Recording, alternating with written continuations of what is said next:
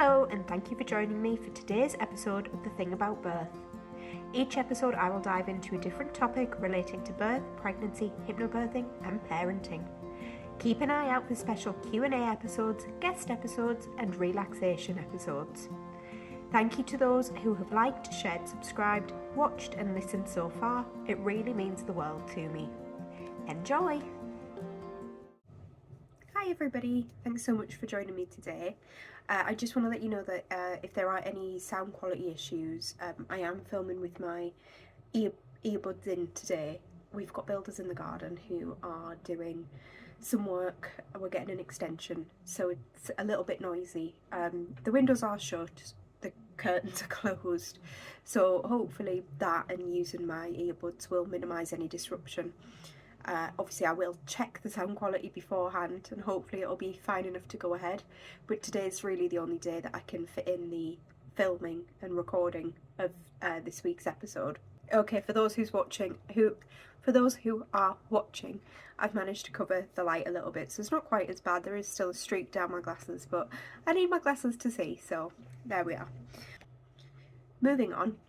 So this week's episode is just an update on my pregnancy so far. I'm over 20 weeks now. I'm actually, as I record, 21 weeks, but this is just up to the sort of 20-week mark, so I'm trying to do it in monthly installments. So I'll do the next one when I'm around 24 weeks, because that's when I'm getting to the 6-month mark, which is unbelievable. So I've got some notes this time. I'm trying to keep a sort of journal up to date, not quite week by week, but as best as I can, every sort of other week or so that I can obviously keep you guys up to date, but also reflect back on it a little bit better. I didn't really keep up to date this well with making notes and things with my other two, and I really want to be able to use this experience as best as I can to help other clients that I might have. It might be beneficial for my own kids one day. It's just a nice thing for me to have. So I have got some notes. I'll try and keep them as concise as possible while I'm chatting. So as sort of that 18 to 20 week period has approached, I've started to feel quite a bit better. In some respects, I am still having the occasional bout of sickness, but it's not every day, and it's usually set off by something, so like a funny smell or a certain food. It's very rarely just a random instance now, and I'm very rarely actually sick now as well. It's often just retching. My appetite hasn't really improved that much, so it's still really hard for me to know what I want to eat, and a lot of our regular meals that we would have in our meal rotation, I can't really stomach the thought of eating them, so that is a challenge. But we're managing, so I've been trying to eat plainer things because that just seems to be what I'm interested in at the moment, so things like mince and dumplings, shepherd's pie, a lot of jacket potatoes, but the kids aren't really interested in those sorts of things, so that's frustrating, but it is what it is. It can't really be helped. I'm also really conscious of trying to eat well, eat nutritional meals, and meals that are going to benefit me. So, you know, there are obviously unhealthier options that I'd probably see and go, yes, that's definitely what I want, but I'm not going to feel good for eating them. So it's about trying to find that balance. Moving on from my appetite, my nose is still a little bit stuffy. It's not so bad today, but I'm still struggling with the swollen nasal passages. It's not something that I think that I need to get any medication for at the moment, because it's not affecting my sleep, but it's something that I am mindful of, and I do have to repeatedly tell people I haven't got a cold or anything, it's just part of the pregnancy. At 19 weeks and 5 days, we had our anomaly scan. Here is a scan picture from that. It's so clear, like we were so impressed with the detail. Got a creepy little face picture. Sorry if you're just listening and you're not watching the video. If you do want to see our scan pictures, I'd recommend popping over to YouTube. Yeah, we were so impressed with how clear the scan was, and the sonographer. So in my experience, the sonographers tend to keep quite quiet until they're sure everything's okay, and then they'll go back through and kind of show you, you know, things like the brain, the spine, what organs they can see, and give you a kind of tour of the baby. But this sonographer, all the way throughout the process, and he did say if I go quiet, it's because I'm just, you know, looking at things and just making sure that I'm getting the right measurements. But he was so detailed all the way throughout that there was just so much information, and it was so interesting. It was a little bit funny. I mentioned that I felt like I was starting to feel some movements, particularly against my bladder. So he showed me that basically, so you know, there's baby's head, and this space over here, he sort of brought it over a little bit further, but this space over here is basically where my bladder is. So he was like, that's why baby thinks that your bladder is a cushion. So fair enough. But yeah, it was a really great scan. Everything was fine. Did we find out what we were having? Did we? Do you guys want to know? We didn't. We didn't find out. We are having a baby surprise. We have one of each already, and we never found out what we were having with our daughter because we didn't feel that same need to as we did when we had our son, and it was brilliant. So we didn't find out what we were having this time either.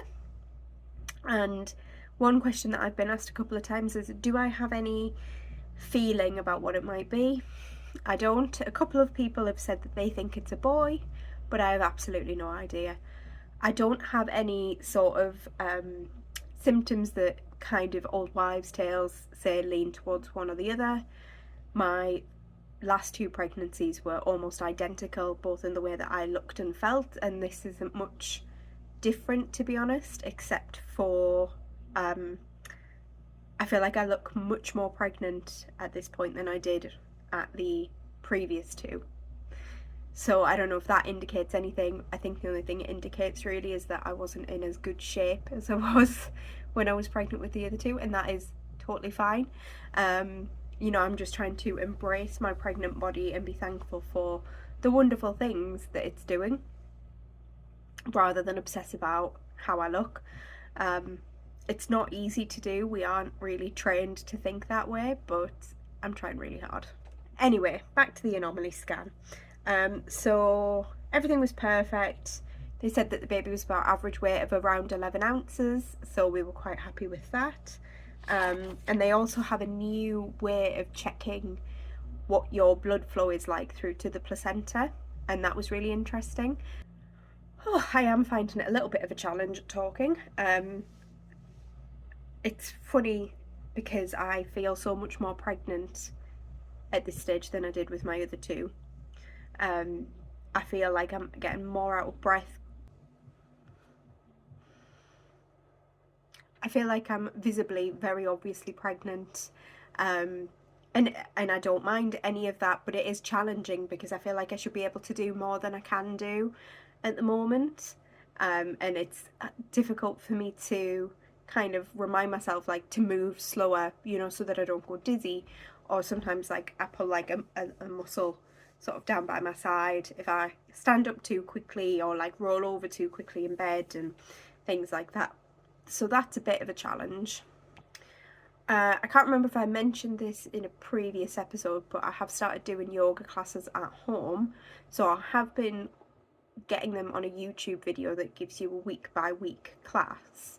But to be honest, I was feeling like I was missing out on it because I've done pregnancy yoga before, and I found that like you learn so much from just the general chit chat, and the instructor was so knowledgeable about what we were doing and about birth, and I felt like it just wasn't quite the same. And as well, doing it in your living room, it's, you know, it's convenient, but that sort of being in that right mind frame for relaxation isn't as easy when you're in your own surroundings. And so I had been looking for somewhere in person and struggling to get one like close to where we live.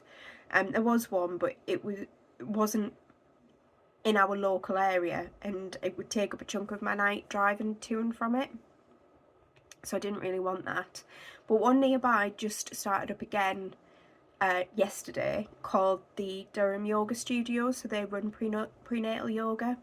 So I went to that last night, and or not last night, well, it's last night now, that as at the time of recording, but it'll have been a few nights ago when this goes live. And I really enjoyed that. It was excellent. It was so relaxing. It felt so good to move my body in a guided way and have somebody make suggestions if there was like a particular flow that you couldn't do, a particular move that wasn't comfortable. And the relaxation at the end was lovely. And talking, there was 4 of us there at the class, and so talking to these other expectant parents was so nice.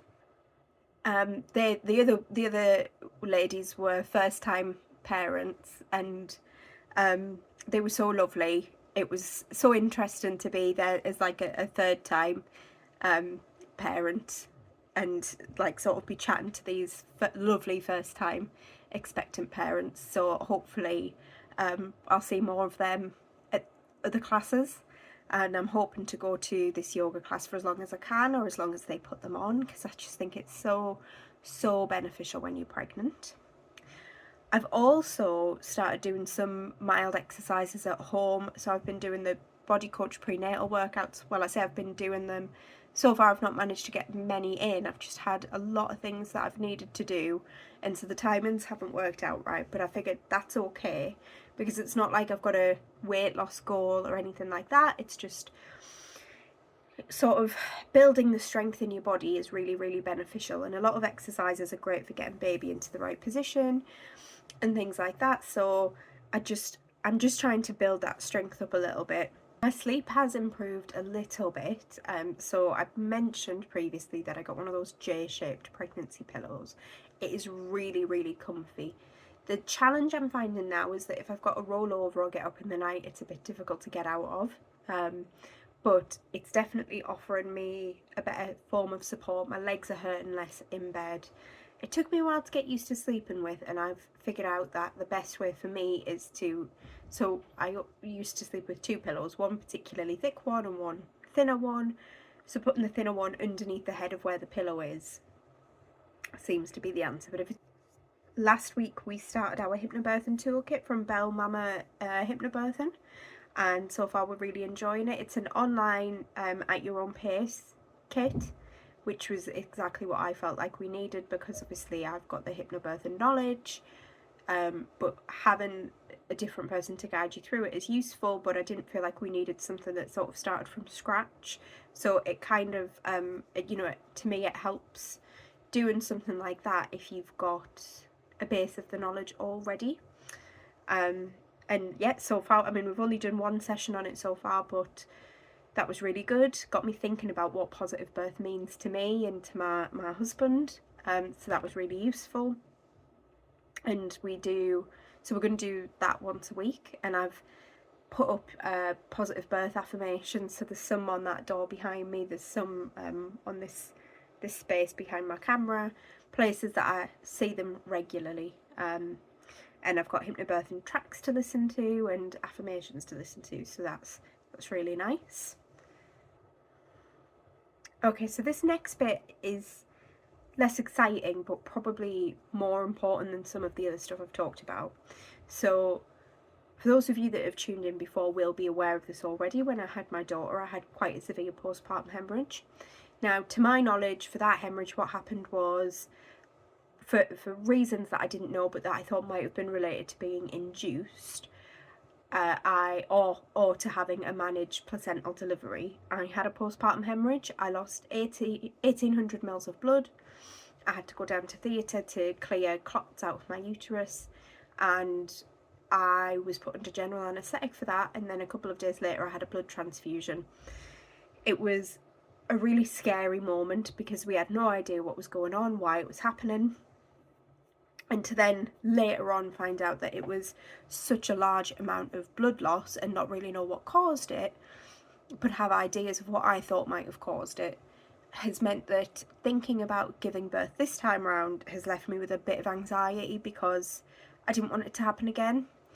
My consultant at the hospital did say that it's unlikely to happen again. Like, the odds that he gave me were if 100 women who had previously had a hemorrhage gave birth again, 15 of them would hemorrhage again. So they're pretty good odds.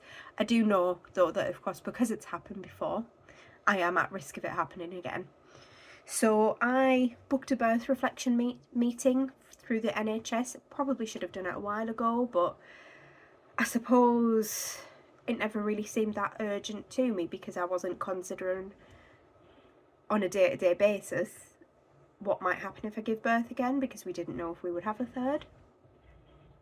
But now it seemed like a really important part of my birth preparation to understand what happened at that time, you know, in a deeper way, would be really beneficial.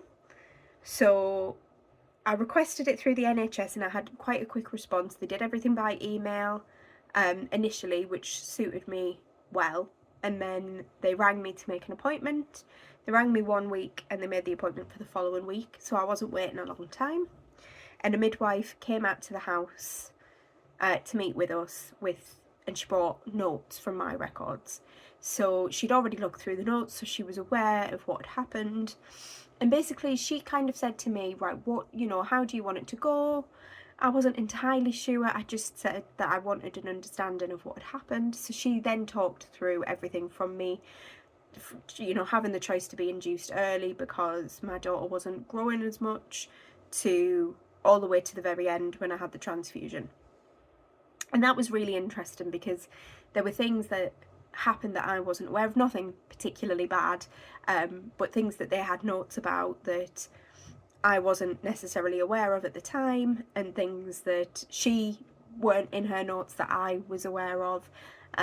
So that in itself was quite interesting. The main points that I've taken away from it is, first of all, when you were told that you had a bleed equaling 1800 mils, and you Google that, it will tell you that at 2000 mils you go into shock and are close to basically not being here anymore. So reading that, knowing that I was only, you know, 200 mils away from that point, was quite a jarring experience. So to my knowledge, what happened was I gave birth. An hour later I had this hemorrhage, which once I was told that I'd lost 1800 mils of blood, in my head I'm going, okay, so I bled out 1800 mils in one sitting, was rushed down to theatre, it was all very chaotic, they cleared some clots and that was that. What I found out is that the 1800 mils was actually a gradual loss, so it wasn't just that nearly all my blood came out of my body in one go, but that includes the initial loss that I had. You know, everybody loses a little bit when they give birth, which was actually very low, about 350 mils, I think she said, to the then hemorrhage, which I had a smaller one and then a bigger one, and then how much blood I lost when they were then doing what they did in theatre. They were more prepared for something happening than I realised, because they'd taken my blood pressure and I didn't realise this at the time, but it was incredibly low, like really, really low. She said, like, it's no wonder that you felt so poorly. Everything else, all of my other observations were going really well. So they were kind of monitoring me for something that might happen. And so in the background as well, this is one of the most common post-birth complications that can happen. So in the background, they're already quite prepared for something like this happening.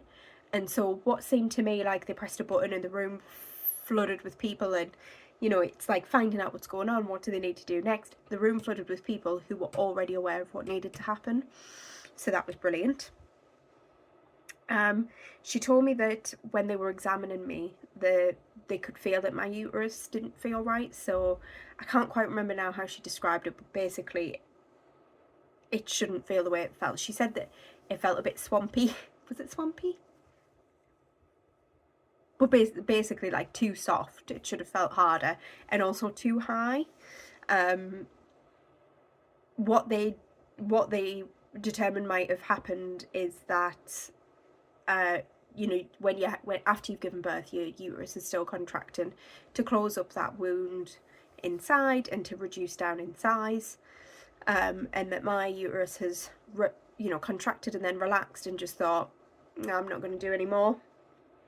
And so then clots and bleeding have started to build up inside, and obviously it's caused a problem. They took me down to theatre. They gave me lots of medicine to like counteract the hemorrhaging and things like that, and they cleared the clots out for me, which was quite a job. She explained that I had extra tearing when that happened, and so the tearing that I had wasn't quite what I thought it was when I gave birth, and I knew that they'd had to do some re-stitching, but I thought that they'd just opened up some of the stitching that I'd already had, but it was new stitching. Everything went really well. I did have the blood transfusion a couple of days later. That made me feel loads better. I asked if there was any likely cause for this having happened, and she gave me some examples of some of the more common reasons for this happening. She said that, you know, if you've had a really long labour, I hadn't, that can, a large baby, particularly one that causes a lot of like quite severe tearing, well, that hadn't happened. Augmentation of labour through the hormone drip, well, I hadn't had that. Retention of placenta, yes, there were clots, but as far as they could tell, there was no placenta. I think there is a little bit of, like, they're not sure if there was maybe like a small amount of placenta, because when I was delivering my placenta, they said that it started to like come away, and she kind of explained a little bit about what that meant more as well. But she said that as far as they could tell, there wasn't a substantial amount in there, and if there's a small amount, it's usually not problematic. And she gave me a couple of other reasons too, like that didn't apply to me either.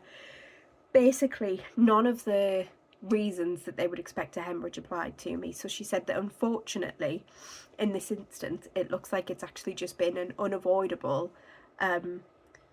curveball. You know, they happen sometimes. She said what they think has happened, like I just previously mentioned, is that my uterus has just taken the opportunity to relax and decided it doesn't want to do anymore. And there was nothing that they could have done to avoid that.